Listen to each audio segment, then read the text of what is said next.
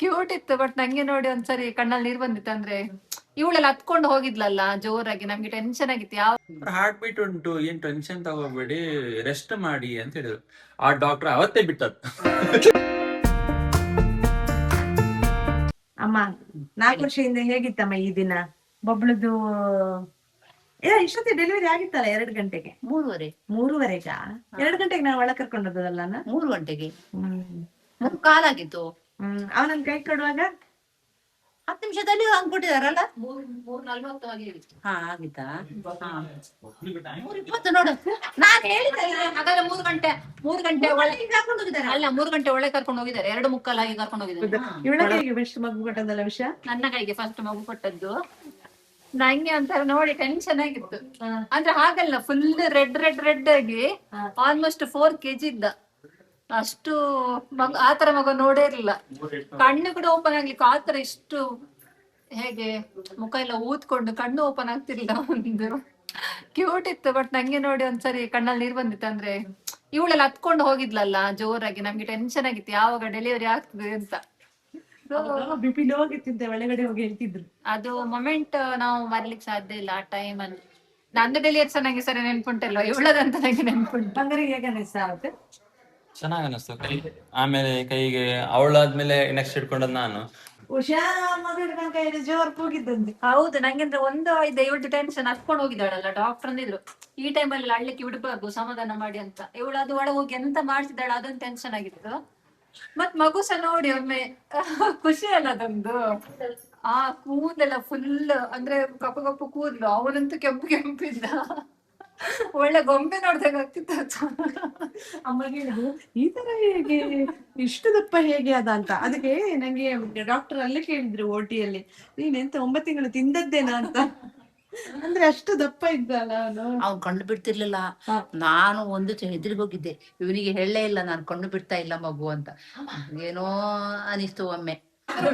ಕೈಗೆ ಸಿಕ್ಕಿದ ಕ್ಷಣ ಅವಳಿಗೆ ರಶ್ಮಿನಿ ಹೇಗಾಗಿತ್ತು ಅವಳದ್ದು. ನಿಜ ಖುಷಿ ಆಗ್ಬೋದಲ್ವಾ? ನಿಜ ನಿಜ. ಅದು ಹೇಳಿಕ್ ಸಾಧ್ಯ. 2 ವರ್ಷದ ಕನಸು ಒಂದು ಮಗು ಕೈಗೆ ಸಿಕ್ಕುವಾಗ ಹೇಗಾಗ್ತದೆ ನೋಡಿ. ದೇವ್ರೆ, ಯಾವ ತಾಯಿಗೂ ಸಹ ಹಾಗೆ ಅಪ್ಪರೇ ಆದ ಒಂದು ಮಗು ಕೈಗೆ ಸಿಕ್ಕಿದ್ಬೇಡ, ಅದು ಅಷ್ಟಿಷ್ಟೇ ಹೇಳ್ಲಿಕ್ಕಾಗದಷ್ಟು ಖುಷಿ ಆಗ್ತದಪ್ಪ. ನಿಜ ನಿಜ. ನಾನೇ ಅನುಭವಿಸಿದೆ. ಹೌದಾ? ಅಂದ್ರೆ ನಂಗೆ ಫಸ್ಟ್ ಒಮ್ಮೆ ಗರ್ಭಪಾತ ಆಗಿತ್ತು.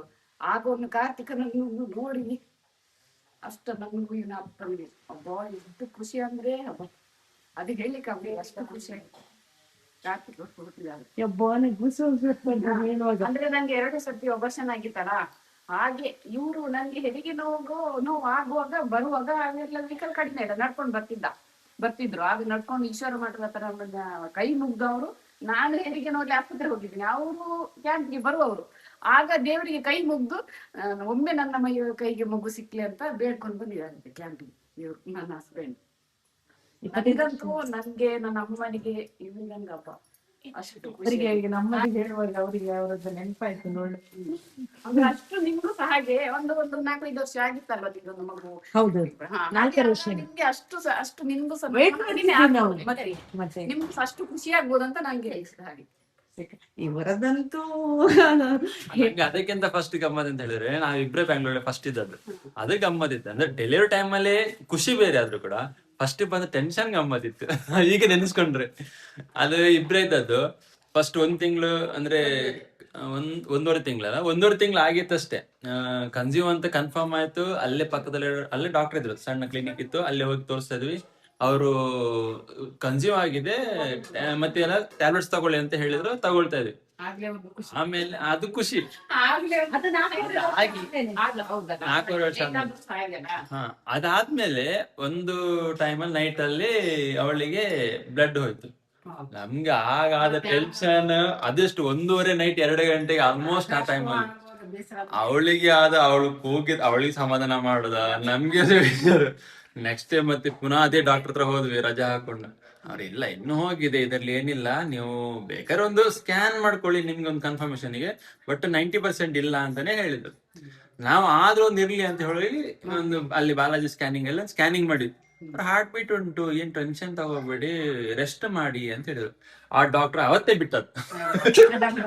ಹೋಗಿದೆ ಅಂತ ಹೇಳಿದ್ರು ಅವರು. ಅಂದ್ರೆ ಅವ್ರು ಇಂಜೆಕ್ಷನ್ ಇದೇ ಮಗುನ್ನ. ಹೇಳಿದ್ರು ಸ್ವಲ್ಪ. ಹೌದು, ಇಲ್ಲ ನೀವು ವೇಸ್ಟ್ 1.5 ತಿಂಗಳಲ್ಲಿ ಬ್ಲೀಡಿಂಗ್ ಆದ್ರೆ ಹೋಯ್ತದು ಅಂದ್ರೆ ಹೌದಲ್ಲ, 3 ತಿಂಗಳಾದ್ರೂ ಆಗ್ಬೇಕಂತಲ್ಲ. ಬಟ್ ನಾವೆಷ್ಟು ಆಸೆ ಇಟ್ಕೊಂಡಿರ್ತೇವೆ, ಎಷ್ಟು ವರ್ಷ ಲೇಟ್ ಆಗಿ ಆದ್ಮೇಲೆ ಮತ್ತೆ ಸಹ ಅದು ನಮ್ಗೆ ಫುಲ್ ಖುಷಿಯಾಗಿರುತ್ತಲ್ಲ. ಸ್ಟಾರ್ಟಿಂಗ್ ಒಂದು ಪೀರಿಯಡ್ ಮಿಸ್ ಆದಾಗ ಖುಷಿಯಾಗಿರುತ್ತಲ್ಲ. ಮತ್ತೆ ಅದನ್ನ ಅದೊಂದು ಹೇಳ್ಲಿಕ್ಕೆ ಆಗುದಿಲ್ಲ. ಹೌದು, ಅವಾಗ ಹೋಗ್ತದೆ ಅಂತ ಹೇಳಿದಾಗ ನಮ್ಗೆ ಹೇಗಾಗಿರ್ತದೆ. ಅದಕ್ಕೆ ಹೇಳಿದ್ರು ಡಾಕ್ಟರ್ ಮಾತುಂಟಲ್ಲ, ಒಂದೊಂದು ಟೈಮ್ ಅಲ್ಲಿ ತಗೊಳ್ಳಿಕ್ಕೆ ಆಗುದಿಲ್ಲ. ಮತ್ತೆ ಒಂದು ಸ್ಕ್ಯಾನಿಂಗ್ ಮಾಡಿದ್ರೆ ಅವ್ರಿಗೆ ಹಾರ್ಟ್ ಬೀಟ್ ಉಂಟು, ಟೆನ್ಷನ್ ತಗೋಬೇಡಿ, ಪುನಃ ಡಾಕ್ಟರ್ಗೆ ರಿಪೋರ್ಟ್ ಕೊಡಿ ಅಂತ ಹೇಳಿದ್ರು. ಮತ್ತೆ ಅದೇ ಡಾಕ್ಟರ್ ರಿಪೋರ್ಟ್ ಕೊಟ್ಟವರು ಆಯ್ತು ಟ್ಯಾಬ್ಲೆಟ್ಸ್ ಡೈಲಿ ಇಂಜೆಕ್ಷನ್ ತಗೋಬೇಕು ನೀವು, ಗ್ಯಾರಂಟಿ ಕೊಡುದಿಲ್ಲ ಹೇಳಿದ್ರು. ಹೌದು, ಗ್ಯಾರಂಟಿ ಕೊಡ್ಲಿಕ್ಕೆ ಆಗುದಿಲ್ಲ. ಇನ್ನೊಂದು ಎಂತ ಗೊತ್ತಾ ಹೇಳಿದವರು, ಅದು ಮಗು ಹುಟ್ಟಿದ್ರು ಕೂಡ ನಿಮ್ಗೆ ಅರ್ಧ ಇರ್ತದೆ, ಅದು ಸರಿ ಇರುದಿಲ್ಲ ಹೇಳಿದ್ರು. ಅಂದ್ರೆ ಅರ್ಧ ಆಗಿ ಬ್ಲೀಡಿಂಗ್ ಆಗಿ ಹೋಗಿದೆ, ಅರ್ಧ ಮಾತ್ರ ಉಂಟು ಹೇಳಿದ್ರು. ನಮ್ಗೆ 5 ತಿಂಗಳ ತನಕ ಜೀವ ಇರ್ಲಿಲ್ಲ, ಎಲ್ಲಾದ್ರೂ ಒಂದು ಕೈ ಇಲ್ಲ ಹಾಗೆ ಹೇಳಿದಿದ್ರೆ. ನಾವು ಮತ್ತೆ ಏನ್ ಮಾಡಿದ್ರೆ ಬೆಂಗಳೂರಲ್ಲಿ ಕೊಟ್ಟು ಚೆಕ್ಅಪ್ ಮಾಡುದು, ಮಣಿಪಾಲ್ ಚೆಕ್ಅಪ್ ಮಾಡುದು. ಅಂದ್ರೆ ಯಾವ ನಂಬ್ಲಿಕ್ಕೆ ಆಗ್ತಿಲ್ಲ ಹಾಗೆ. 2 ಕಡೆ ಚೆಕ್ಅಪ್ ಮಾಡಿ ಟ್ಯಾಬ್ಲೆಟ್ಸ್ ತಗೊಂಡು, ಅಷ್ಟು ಇಂಜೆಕ್ಷನ್ಗಳು ತಗೊಂಡು, ವಾರ ಕರ್ಕೊಂಡು ಹೋಗಿ ಇಂಜೆಕ್ಷನ್ ಕೊಡಿಸಿ, ಮತ್ತೆ ಬೆಡ್ ರೆಸ್ಟ್ ಕಂಪ್ಲೀಟ್ ಬೆಡ್ 5 ಇಲ್ಲಿಂದ ಹೋಗುವಾಗ 5 ತಿಂಗಳಿಗೆ ಹೇಳಿದಾಗ ಇಲ್ಲಿ ಆಸ್ಪತ್ರೆಯಲ್ಲಿ ನಿಂಗೆ ಡಯಾಬಿಟಿಸ್ ಉಂಟು ಹೇಳಿದ್ರು. ಡಯಾಬಿಟಿಸ್, ಅದಕ್ಕೆ ಅಷ್ಟು BP ಮತ್ತೆ ಶುಗರ್ ಇದು 2 ಉಂಟು ಹೇಳಿದ್ರು. ಅಷ್ಟು ಕೇಳಿದ್ರು ಬೇಡ, ನೀನು ಅದು ಕೊಟ್ರಲ್ಲ ಓಕೆ ಆಯ್ತು, ಮಣಿಪಾಲ್ ಹೋಗು ಚೆಕ್ಅಪ್ ಮಾಡು, ಅಲ್ಲಿ ಬರ್ದು ಕೊಟ್ರೆ ತಗೋ. ಹೇಗೂ ನಿಂಗೆ ಅಲ್ಲಿ ಪರಿಚಯ ಇದ್ದಾರೆ ಡಾಕ್ಟರ್, ಅಂದ್ರೆ ನೀನ್ ಅಲ್ಲಿ ವರ್ಕ್ ಮಾಡಿದ್ಯಲ್ಲ 2 ವರ್ಷ ನರ್ಸಿಂಗ್ ಮಾಡಿದ್ಯಲ್ಲ, ನಿಂಗೆ ಪರಿಚಯ ಡಾಕ್ಟರ್ ಇರ್ತಾರೆ, ಅವ್ರು ತಗೊಳ್ಳಿದ್ರೆ ತಗೋ ಅಂತ ಹೇಳಿ. ಅಲ್ಲಿ ಹೇಳಿದ್ರು BP ಕೊಡಲ್ಲ, ಶುಗರ್ ಕೊಡಲ್ಲ, ಎಂತ ಕೊಡಲ್ಲ, ಐರನ್ ಟ್ಯಾಬ್ಲೆಟ್ಸ್ ತಗೊಳ್ಳಿ ನೀವು. ಕೂಡ್ಲೆ ಬೆಡ್ ರೆಸ್ಟ್ ಬೇಡ, ಎಂತಸ ಬೇಡ, ಕರೆಕ್ಟ್ ಇದೀರಿ ನೀವು, BP ಎಲ್ಲ ಶುಗರ್ಸ್ ಎಲ್ಲ ಹೇಳಿದ್ರು. ಹಾಗಾದ್ರೆ ಈ ತರ ಆದ್ರೆ ಹಾಸ್ಪಿಟಲ್ ಅವರನ್ನು ಹೇಗೆ ನಂಬುದು ನಾವು?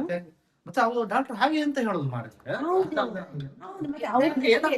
ಅವ್ರದೇ ಮೆಡಿಕಲ್, ಅವ್ರದೇ ಹಾಸ್ಪಿಟಲ್, ಹಾಗೆ ಅಲ್ಲಿ ಗೊತ್ತಾಯ್ತಾ. ನಾವು ಮತ್ತೆ ಅದು ಹಾಸ್ಪಿಟಲ್ ಹೆಸರು ಬೇಡ, ಬಟ್ ಅದ್ರ ಬಗ್ಗೆ ರಿವ್ಯೂ ನೋಡಿದಾಗ ರಿವ್ಯೂ ಇದ್ದದೇ ಅವ್ರು ಜಾಸ್ತಿ ಮೆಡಿಕೇಶನ್ಸ್ ಮಾಡ್ತಾರೆ, ಟ್ಯಾಬ್ಲೆಟ್ ಗಳು ಜಾಸ್ತಿ ಕೊಡ್ತಾರಂತ ಅದ್ರಲ್ಲಿ ರಿವ್ಯೂ ತುಂಬಾ ಇತ್ತು. ಹೌದು, ಸೊ ಅದು ನಮ್ಗೆ ಅರ್ಧ ಡೌಟ್ ಬಂದು ನಾವು ಮತ್ತೆ ಮಣಿಪಾಲ್ ಹೋದದ್ದು. ಯಾಕೆ ಮಾತ್ರ ಜಾಸ್ತಿ ಕೊಡುದು ಗೊತ್ತಾ, ಅವ್ರದೇ ಮೆಡಿಕಲ್, ಹಾಗಾಗಿ ಅವ್ರು ಬೇರೆ ಕಡೆ ತಗೊಳ್ಳಿಕ್ಕೆ ಸಹ ಬಿಡುದಿಲ್ಲ. ಮತ್ತೆ ಮೆಡಿಕಲ್ ಟ್ಯಾಬ್ಲೆಟ್ಸ್ ಕೂಡ ಸಖತ್ ಕಾಸ್ಟ್ಲಿ, ಕಾಸ್ಟ್ಲಿ ಇದ್ದದ್ದು ಹಾಳು ಮಾಡ್ತಾರೆ.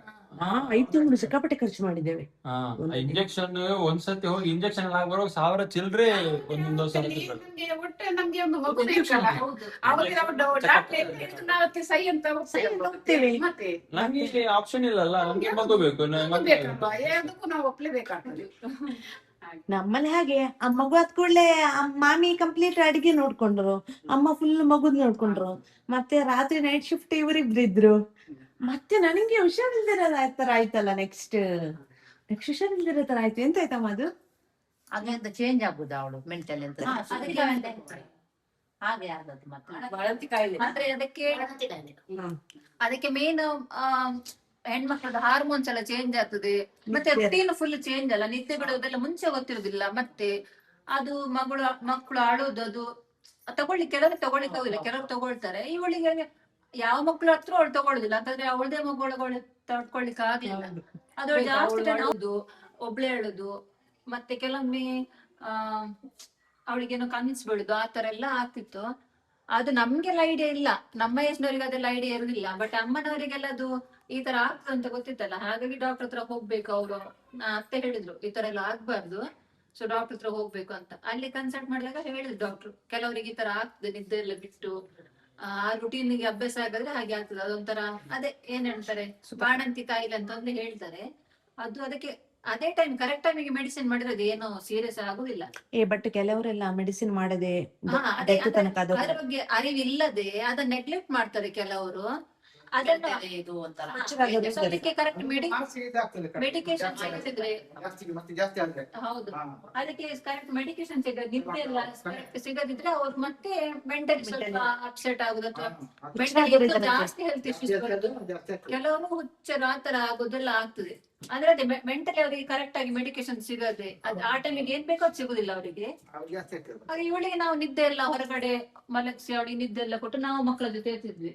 ಆ ತರ ಎಲ್ಲ ಮಾಡಿ ಅವಳು ಸಹ ಕರೆಕ್ಟ್ ಅಂದ್ರೆ ಏನು ಪ್ರಾಬ್ಲಮ್ ಆಗಿದೆ, ಅವಳು ಕೂಡ ಹೆಲ್ದಿ ಆಗಿ ಮತ್ತೆ ಹುಷಾರಾದ್ಲು, ಫಿಸಿಕಲಿ ಮೆಂಟಲಿ ಎಲ್ಲ ಅವಳು ಹುಷಾರಾದ್ಲು. ನಾವು ಅವ್ಳು ಹುಷಾರಾದ ತಕ್ಷಣ ನಾವು ಕೂಡ ಹುಷಾರಾದ. ನಾವು ಕೂಡ ಅದು ಹೇಳ್ಬೋದು ಆಕ್ಚುಲಿ. ಇವಳನ್ ಸಮಾಧಾನ ಮಾಡುದ, ಮಗನ್ ಸಮಾಧಾನ ಮಾಡುದ, ನಮ್ಗೆ ಕೆಲವೊಮ್ಮೆ ಕನ್ಫ್ಯೂಷನ್. ಮಾಮಿದಂತ ನೋಡಿ, ಮಾಮಿದ್ದು ಟೆನ್ಷನ್. 3 ತಿಂಗಳು ನಾವು ಹೇಗೆ ತೆಗ್ದು ಹೋಗುತ್ತಿಲ್ಲ ನಮ್ಗೆ. ಅಂದ್ರೆ ನಮ್ಮ ಬಾಯಿಗೆ ಅದೇ ಬರ್ತಿತ್ತು, ಮಗುವನ್ನು ಬಿಡು ಫಸ್ಟ್ ಅವಳನ್ ಸಮಾಧಾನ ಮಾಡು ಅಂದ್ರೆ ಆತರ. ಮಗು ಆ ಏಜ್ ಅಲ್ಲಿ ಆಡುದೇ, ಮಗು ಆಡ್ತಿದ್ದೆ. ಬಟ್ ಇವಳು ಈ ತರ ಟೆನ್ಷನ್ ತಗೊಂಡು ನಮ್ಗೆ ಅಮ್ಮ ಆಸ್ಪತ್ರೆಯಲ್ಲಿ ಬಂಗಾರ ಹೇಗ್ ನೋಡ್ಕೊಂಡ್ರು ನನ್ನ, ಇದನ್ನ ಮರಿಬಾರ್ದು. ಅವ್ನು ಇಲ್ಲಾಂದ್ರೆ ನಮ್ಗೆ ತುಂಬಾ ಕಷ್ಟ. ಇಲ್ಲ ಮಗದು ಎಲ್ಲ ಮಾಡಿದ್ ಇವಳೆ, ನಂದು ಎಲ್ಲ ಮಾಡಿದಂಗೆ ಸ್ನಾನ ಮಾಡಿಸಿದ್ದು, ನಂಗೆ ಹಾಸ್ಪಿಟಲ್ ನೋಡ್ಕೊಂಡದ್ದು, ನನ್ನ ಜೊತೆ ನೈಟ್ ಡೈಲಿ ವಾಕಿಂಗ್, ಆ ಮಗುವನ್ನು ಎಂತ ಮಾಡುದು ರ್ಯಾಪ್ ಮಾಡುದಾಗ್ಲಿ ಎಲ್ಲ ಸಹ ಅವ್ರೆ A to Z. 1 ವಾರ ರಜೆ ಹಾಕಿ ಕಂಪ್ಲೀಟ್ ನಾವು ಹಾಸ್ಪಿಟಲ್ ಇಂದ ಹೊರಗೆ ಬರುವ ತನಕ ಸಹ. ಸಿಸೇರಿಯನ್ ಆದ್ರೆ ಗೊತ್ತಲ್ಲ, ನಡಿವಾಗ ಬ್ಲೀಡಿಂಗ್ ಆಗ್ತದಲ್ಲ, ಕಂಪ್ಲೀಟ್ ನೋಡ್ಕೊಂಡಿದ್ದಾರೆ. ಮಾಮಿ ಕಂಪ್ಲೀಟ್ ಕಿಚನ್, ಮಗುದೆಲ್ಲ ಇವಳು ರಾತ್ರಿ ಅದು ಹಾಲು ಕುಡಿಸೋದು ಎಂತ ವಿಷಯ ಅದೆಲ್ಲ ಎಕ್ಸ್ಪ್ಲೇನ್ ಮಾಡ್ಲಿಕ್ಕೆ ಸಾಧ್ಯ ಇಲ್ಲ. ಫುಲ್ ಅಮ್ಮ ಒಂದಿದ್ರು ನೈಟ್ ಕಸಲ್ ದಾಲೆಗೋ ಅನ್ಕೊಂಡು ಅಮ್ಮ ಮಗದ ವಿಷಯ ಗೊತ್ತಿಲ್ಲ, ರಾತ್ರಿ ಕೃಷ್ಣನೇ ನೋಡ್ಕೊಂಡದ್ದು. ಅವರ ಏಜ್ ಅಲ್ಲಿ ಡೈಲಿ ನಿದ್ದೆ ಬಿಡಿಸ ಕಷ್ಟವೇ ಅಲ್ಲ. ನಮ್ದು ಏಜ್ ಅಲ್ಲಿ ಅದನ್ನ ನಡೀತದೆ, ಅಷ್ಟೊಂದು ಇದಾಗುದಿಲ್ಲ. ಅಲ್ಲ, ಮಗು ಮನೆಗ್ ಬಂದ ನಂತರ ಅವ್ರು ತುಂಬಾ ನಿದ್ದೆ ಬಿಟ್ಟಿದ್ದಾರೆ. ಬಟ್ ಹಾಸ್ಪಿಟಲ್ ಅಲ್ಲಿ ಉಂಟಲ್ಲ, ಅವ್ರು ಮಲಗಿದ್ರು, ನಾವು ಅವ್ರಿಗೆ ಡಿಸ್ಟರ್ಬ್ ಮಾಡ್ಲಿಲ್ಲ. ಉಷಾ ಕಂಪ್ಲೀಟ್ ನೋಡ್ಕೊಂಡದ್ದು. ಇವರಂತೂ ಮನೆಗ್ ಬಂದ್ಮೇಲೆ ನಾವು ಶಿಫ್ಟ್ ತಗೊಂಡಿದ್ವಿ. ಹೌದು, ಮನೆ ಬಂದು ಅಂತೂ ಎಷ್ಟು ದೊಡ್ಡನಾದ. ಇಂದಿಗೆ 4 ವರ್ಷ ಕಂಪ್ಲೀಟ್ ಆಯ್ತು. ಕಂಪ್ಲೀಟ್ ಆಯ್ತು, 5ನೇ ವರ್ಷ. ಈಗ ಆ ಮಗು ಆಡೋ ಮಗು ಇವನು ಹೌದಾ ಅಂತ 1 ವರ್ಷ ಆದ್ಮೇಲೆ ಅವನು ನಿದ್ದೆಲಾಗ್ಲಿ ಊಟಲಾಗ್ಲಿ ಯಾವ್ದ್ರಲ್ಲೂ ಪ್ರಾಬ್ಲಮ್ ಇಲ್ಲ, ಆರಾಮ ಖುಷಿಯಾಗಿದ್ದಾನೆ.